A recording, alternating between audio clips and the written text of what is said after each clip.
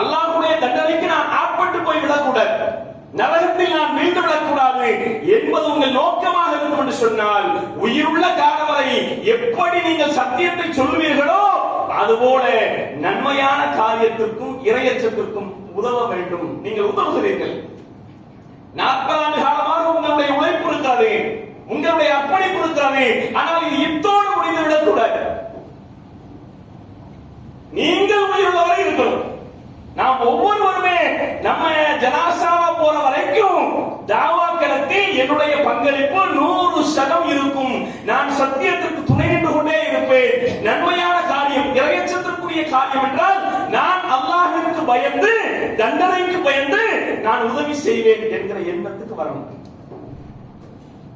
அல்லாஹ்வுடைய தூதர் அழகா சொன்னாங்க, உங்கள் சகோதரன் அக்கிரமக்காரனாக இருக்கிற பொழுது அவனுக்கு நீங்கள் உதவி செய்யுங்கள், பாதிக்கப்பட்டவனாக இருக்கிற பொழுதும் அவனுக்கு உதவி செய்யுங்கள் என்று நபி அவர்கள் சொன்னார்கள். சஹாபாக்களுக்கு பெரிய ஆச்சரியம்.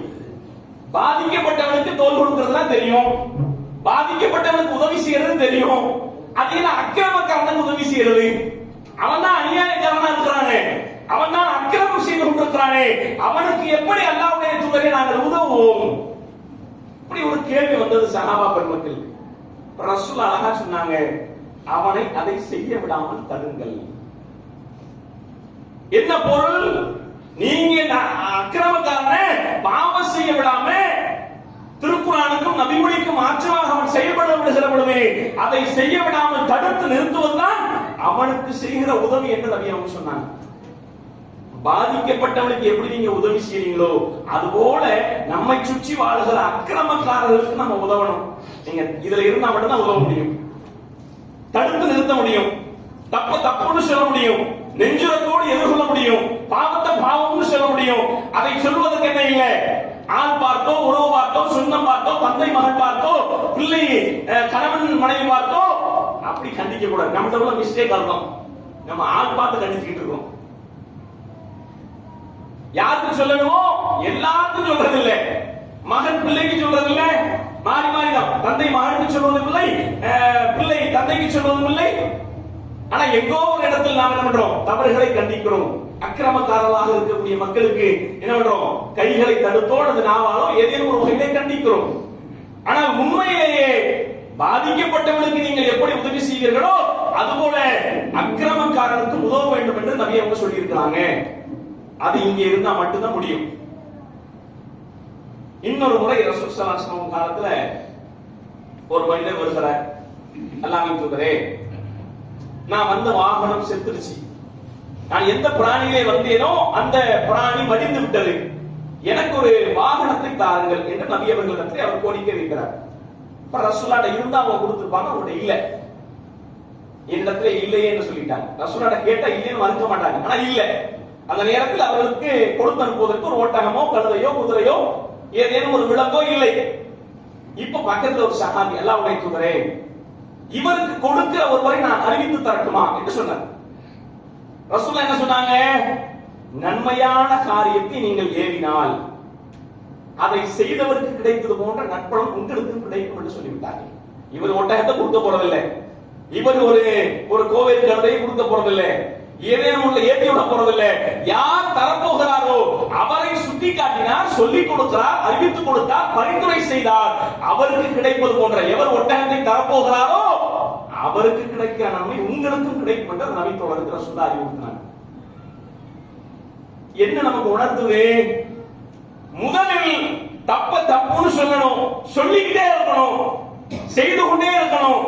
ஒருவேளை இஸ்லாத்தை ஏற்றுக்கொண்டிருக்கிற முஸ்லிம்களாக இருக்கிற அல்லது இன்னபிற மக்களாக இருக்கிற மக்களிடத்திலே நன்மையில் இறைவனை அஞ்சுகிற காரியங்களில் உதவி கொண்டே இருக்க வேண்டும்.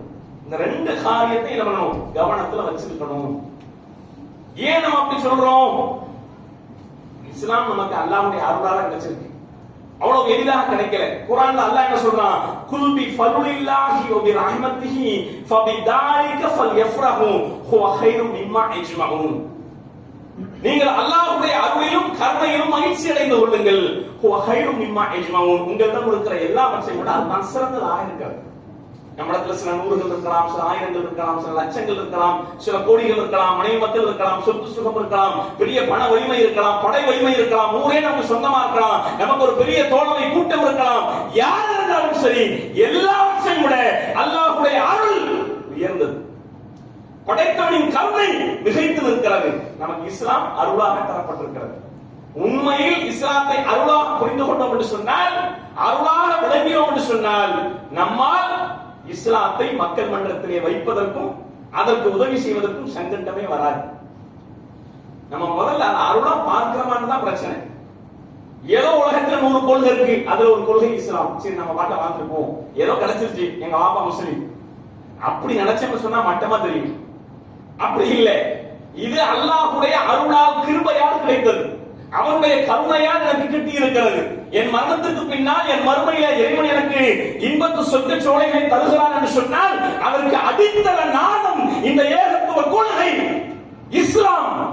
இந்த இஸ்லாம் தான் எனக்கு அல்லாஹ்வுடைய மாபெரும் அருள் என்று நாம் விளங்கிக் கொண்டோம் என்று சொன்னால், நம்மால இதை சொல்றதுக்கோ இதற்கு துணை நிற்பதற்கோ எந்த மெத்தனமும் வராது, எந்த பொடுபோக்கும் வராது. இன்னைக்கோட நிறுத்திடுவோம், இனிமேல் நான் எந்த உதவியும் செய்கிறதா இல்ல, இனிமேல் தாவாக்களத்தில் என் பங்களிப்பை இருக்காது, அவ்வளவுதான், முடிஞ்சிருச்சு, எனக்கு நிறைய வேலை இருக்கு, எனக்கு நிறைய சோழி இருக்கு, இப்படின்னு நம்ம போயிட்டோம் வைங்க, இஸ்லாத்துக்கு எந்த பாதமும் இல்லை, இஸ்லாத்துக்கு எந்த சங்கடமும் இல்லை. ஆனால் நாம் நம்முடைய நன்மைகளை பாழாக்கிக் கொள்கிறோம், நாம் நம்முடைய மர்மை வாக்கை நாசப்படுத்திக் கொள்கிறோம், நாம் நம்முடைய நன்மையில் பலகீனப்பட்டு போய் நிற்கிறோம். மறுமையிலே அல்லாஹ் தர இருக்கிற கடுமையான தண்டனைகளை நாம் விளங்கிக் கொண்டோம் என்று சொன்னால், நன்மையான காரியத்திற்கு இறையச்சத்திற்கு துணை புரிகிற நல்லவர்களாகத்தான் ஒட்டுமொத்த வாழ்வில் நாம் இருப்போம். ரசூல் அழகா சொன்னாங்க, ஜாஹிதுல் முஷ்ரிகீன பி அம்வாலிக்கும் வ ஐதீக்கும் வ அல்சினத்திக்கும். அனஸ் ரலியல்லாஹு அன்ஹு அறிவிக்கக்கூடிய செய்தி நசாயி என்கிற ஹதீஸ் கிரந்தத்தில் 3045வது செய்தியாக பதிவு செய்யப்பட்டிருக்கிறது. நீங்கள் இணை வைப்பாளர்களுக்கு மத்தியிலே பி அம்வாலிக்கும் உங்கள் பொருட்களால் நீங்கள் ஜிஹாத் செய்யுங்கள், வ ஐதீக்கும் உங்கள் கரங்களால் நீங்கள் ஜிஹாத் செய்யுங்கள், வ அல்சினத்திக்கும் உங்கள் நாவுகளால் நீங்கள் ஜிஹாத் செய்யுங்கள்.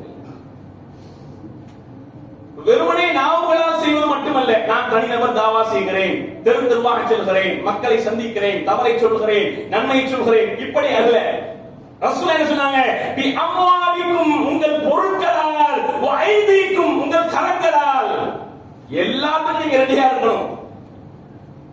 உயிர் தருகிற சூழல் வந்தால் அதற்கும் தயார், பொருளாதார தேவை இருந்தால் அதற்கும் தயார், நாவுகளால் சுட்டிக்காட்டப்பட வேண்டுமா அதற்கும் தயார் என்றுதான் நபி அவர்கள் சொல்லி சொல்லி தம் தோழர்களை உருவாக்கினார்கள்.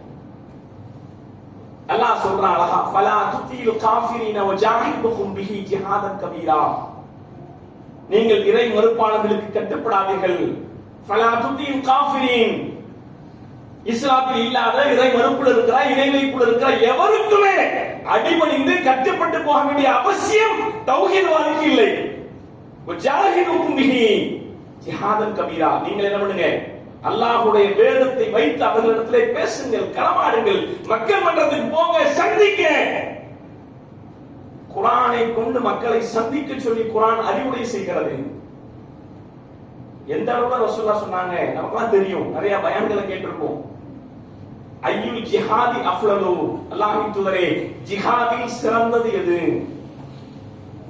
கால கலிமத்து ஹக்கின் இந்த சுல்தானின் ஜாகிர், சத்திய கொள்கையை அக்கிரமக்கார அரசனிடத்திலே சொல்லுவதுதான் ஜிஹாதில் சிறந்தது. நாங்க நபி, சத்தியம் இதுதான்.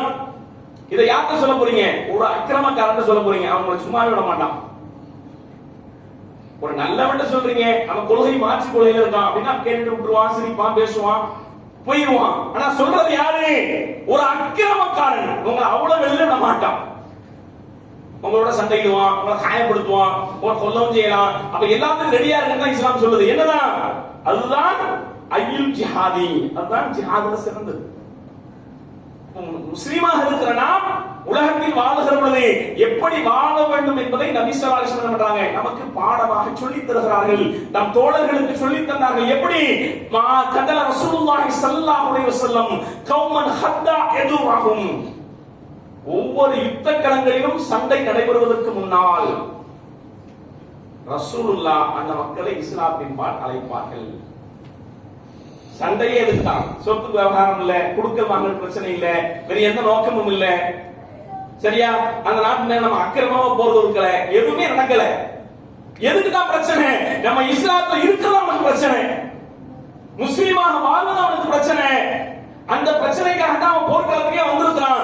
இந்த நேரத்தில் சண்டை நடைபெறுவதற்கு முன்னால் கூட தம் தோழர்களுக்கு நபி அவர்கள் என்னதான் சொல்லுவாங்க? அந்த நேரத்தில் இஸ்லாத்தின் பால் அழைக்க சொல்லுவார்கள். அப்ப உலகத்தில் வாழுகிற பொழுது இஸ்லாத்தின் பால் அழைப்பது என்பது மிக மிக அவசியமான ஒன்று. ஏன்? நாம் நேர்வழியில நிலைத்து நிற்பதற்கு தான் அல்லாஹ் குர்ஆன்ல நிறைய சான்றுகளை சொல்றான். என்ன காரணம்? நீங்க சொல்லுகிற காலம் எல்லாம் சத்தியத்திற்கு துணை நிற்கிற, சத்தியத்தை சொல்லிக் கொண்டிருக்கிற காலம் எல்லாம் நீங்கள் என்ன பண்ணுவீங்க? நேர்வழியில இருப்பீங்க. நேர்வழியில உண்மையிலே நம்ம நிலைத்திருக்கணும்னு சொன்னா நமக்கு என்னதான் தேவை? நன்மைக்கு துணை புரிகிற எண்ணம் முதல்ல தேவை, அடிப்படை. நம்மை சுற்றி வாழுகிற இன்னும் கோடான கோடி மக்கள் இஸ்லாத்துக்கு வரவில்லையே என்கிற கவலை தேவை. ரசூலுல்லாஹ்வுடைய வாழ்க்கையில் எல்லாம் இருக்கிறது. ரசூலுல்லாஹ் தாயிற்கு போனார்கள், போகிற பொழுது அந்த மக்களால் காயப்படுத்தப்பட்டார்கள், துன்புறுத்தப்பட்டார்கள். இருந்தவங்களும் கூட என்ன வருத்தம் தான் பட்டாங்க. ஏன் வர மாட்டாங்க, சொல்றதை கேட்க மாட்டாங்க அப்படின்னு வருத்தப்பட்டாங்க. முதலில் அடிப்படையில் முஸ்லீமுக்கு என்ன இருக்கணும்? ஒரு கவலை இருக்கணும், கவலையை வர வச்சுக்கணும். இரண்டாவது என்ன? சொல்லுகிற பொழுது கேட்டே தீரணும், நான் சொன்னா கேட்கணும் அப்படின்னு நினைக்கவே முடியாது. நபி சொல்லியே கேட்கல. நபி அவர்கள் சொல்லியே மதீனத்தில் எத்தனையோ முனாஃபிக்குகள் சுத்திக்கிட்டு இருந்தாங்க, நயவஞ்சகர்கள் இருந்தார்கள், இஸ்லாத்துக்கு எதிராக இருந்தார்கள், போர்க்களத்திற்கு பாதி தூரம் வந்துவிட்டு கடைசி வரைக்கும் வந்துட்டு ஓடி போனவர்கள் எல்லாம் இருந்தார்கள், இஸ்லாத்திற்கு பின்புறமாக இருந்து குழி தோண்டிக் கொண்டே இருந்தார்கள். எல்லாம் இருக்கும். அப்துல்லா பின் உபை பின் சலூலிடத்திலே ரசூலுல்லாஹ் நேரடியா பேசுறாங்க, இஸ்லாத்துக்கு வந்துட்டேன்னு சொல்லி நாடகமாடினே தவிர அவன் உண்மையிலே இஸ்லாத்துக்கு வரல. நான் கூப்பிட்டாலே வந்துடணும், நான் இஸ்லாத்தை சொன்னாலே கேட்டுக்கணும், நான் சொன்னாலே கேட்டே தீரணும், இப்படி என்ன பண்ண முடியாது, சொல்ல முடியாது. ரசூலுல்லாஹ் சொல்லி கேட்கவும் செய்தார்கள். ரசூலுல்லாஹ் இஸ்லாத்தை சொல்லி கேட்கிற மக்களும் இருந்தார்கள். என்ன கேட்கவும் செய்வான், கேட்காம இருப்பான், திட்டவும் செய்வான், காயப்படுத்தவும் செய்வான். ஏன் நோக்கம் என்ன? என் சகோதரன் அக்கிரமக்காரனாக இருக்கிறான், அவனை நான் தடுத்து நிறுத்த வேண்டும். இங்கே ஒருவன் பாதிக்கப்பட்டிருக்கிறான், அவனுக்கு நான் தோள் கொடுக்க வேண்டும், நன்மைக்கும் இறையச்சத்துக்கும் உதவி கொண்டே இருப்பேன். இதை நம்ம நோக்கமா வச்சிருக்கோம். உலகத்தில் வாழுகிற பொழுது அல்லாஹ் என்ன பண்றான்? நமக்கு அழகா சொல்லி கொடுக்கிறான். ஓமன் அஹ்ஸன் கௌலம் மிமன் தாஅ இலல்லாஹ் வ அமில சாலிஹன் வ கால இன்னனி மினல் முஸ்லிமீன். அல்லாஹ்வை நோக்கி மக்களை அழைத்து நல்லறம் செய்துவிட்டு நான் முஸ்லிம் என்று சொல்பவரை விட அழகான சொல்லை கூறுபவர் யார்? நம் உடலிலிருந்து வெளியேறுகிற அனைத்துமே கழிவுதான். வியர்வை நாற்றம் அடிக்கும், மலஜலம் நாற்றம் அடிக்கும், நம்ம உடம்புல இருந்து எது வெளியே எச்சி கூட நாற்றம் தான் அடிக்கும். ஆனா நாம் பேசுகிற வார்த்தை மட்டும்தான் இனிமையா இருக்கும். அதில் சில நேரங்கள் இனிமை இல்லாமல் போயிடும். ஆனா அல்லாஹ் என்ன பண்றான்? ஓமன் அஹ்ஸன், அது அழகானது, இனிமையானது. என்ன? கௌலம் மிமன் தாஅ இலல்லாஹ், அல்லாஹ்வை நோக்கி அழைப்பது, நான் முஸ்லிம் என்று சொல்வது, நான் நல்லறம் செய்து வணக்கத்தோடு இருப்பது. நாம் நல்லறம் செய்தோடு நிறுத்திக் கொள்ளாமல், நான் முஸ்லிம் என்று சொல்வதோடு நிறுத்திக் கொள்ளாமல் அல்லாஹ்வை நோக்கி அழைப்பது என்பது ஒரு முஸ்லிம் செய்ய வேண்டியது, அவசியமானது. அது பேசுவதில் அழகானது, இனிமையானது என்று குர்ஆன் சிலாகித்து பேசுகிறது என்று சொன்னால், அன்புக்குரியவர்களே, அல்லாஹ்வை நோக்கி அழைக்கிற பொறுப்பு நமக்கு இருக்கிறது. அல்லாஹ்வை நோக்கி அழைத்துக் கொண்டே இருக்கிறோம் என்பதை சொல்வதற்காகத்தான் இந்த ஏகத்துவ எழுச்சி மாநாட்டை ஜனவரி மாதம் 5ஆம் தேதி ஜமாத் அறிவித்திருக்கிறது. நாம் வாழ்கிற பகுதியில் ஒருவர் கூட இல்லாத அளவிற்கு ஒவ்வொரு குடும்பத்தாரையும் சந்தித்து அழைப்பு தருகிற நல்ல மக்களாக ரப்பல் ஆலமீன் உங்களையும் என்னையும் ஆக்கித் தர வேண்டும் என்று கேட்டு என்னுடைய முதல் உரையை நிறைவு செய்கிறேன்.